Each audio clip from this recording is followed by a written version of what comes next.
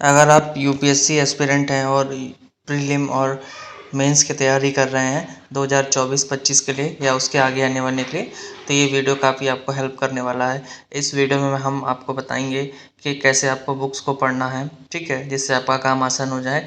चलिए फिर स्टार्ट करते हैं आज का वीडियो। देखिए, आपको क्या करना है, सारी बुक्स खरीद लेनी है। अगर आप नए बिगिनर्स हैं तो आपको एनसीईआरटी से शुरुआत करनी है, ज़्यादा टाइम नहीं देना है, केवल एक रीडिंग लेनी है, सारा समय उसी में नहीं बिताना है, पहली रीडिंग आपको लेनी है, ठीक है।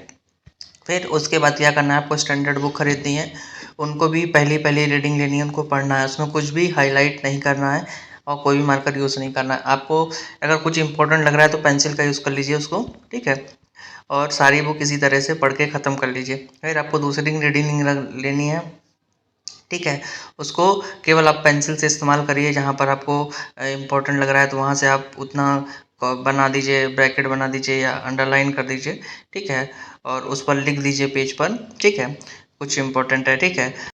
अब आपको क्या करना है कि प्रीवियस ईयर का पेपर उठाना है, उसको देखना है, ठीक है, और आपको एक चीज़ आइडिया लेना है कि क्या इम्पोर्टेंट है आपको लग रहा है। तो थर्ड रीडिंग में अब आपको क्या करना है, केवल फैक्ट पर हाइलाइटर चलाना है, ठीक है, बहुत ज़्यादा नहीं कि आप उसको रंगीन कर रहे हैं, बहुत कम कम 1 या 2 लाइन का, ठीक है, बहुत ज़्यादा नहीं यूज़ करना है, ठीक है। अब आपको हाइलाइटर चलाने के बाद इतना समझ में आ जाता है कि हाँ, ये चीज़ इंपॉर्टेंट है, क्योंकि आप उसकी बैकग्राउंड स्टोरी तो समझ चुके होते हैं, लेकिन उसमें जो फैक्ट है ना, टाइमलाइन है, वो आपके लिए ज़रूरी होती है, तो उसके लिए आपको हाइलाइटर यूज़ करना है।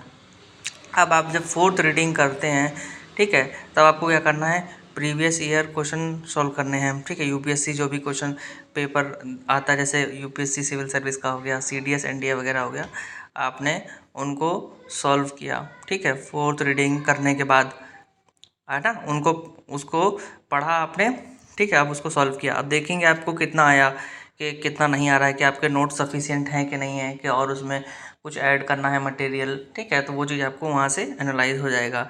तो पेपर सॉल्व करने के बाद पता आपको लगे हाँ आप कर पा रहे हैं या नहीं कर पा रहे हैं, ठीक है। अब क्या करना है आपको, आपने एनालाइज करने के बाद आपको क्या करना है, अगर आपने कुछ टॉपिक नया लगाया, कुछ ऑप्शन ऐसे थे उसमें मल्टीपल आंसर में, ठीक है, तो उन ऑप्शन पर भी आपको नोट्स बनाने हैं, ठीक है, तो उसको अपने नोट्स में ऐड कर लीजिएगा, ठीक है।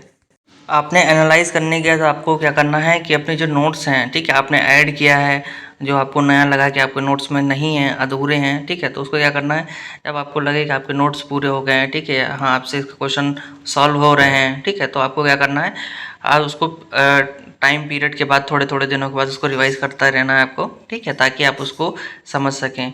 आप क्या करना है आपको, जैसे कि मान लीजिए अभी कोई रिसेंट में यूपीएससी ने पेपर कराया, मान लीजिए एनडीए का कराया, सीडीएस का कराया, तो उस पेपर को तुरंत उठाना है, उससे उसको सॉल्व करना है अपने नोट से, देखेंगे फिर आपको कुछ नया उसमें मिल जाएगा, मान लीजिए कोई नया टर्म मिल गया तो फटाक से उसको उठा करके अपने नोट्स में ऐड करने हैं आपको, ठीक है।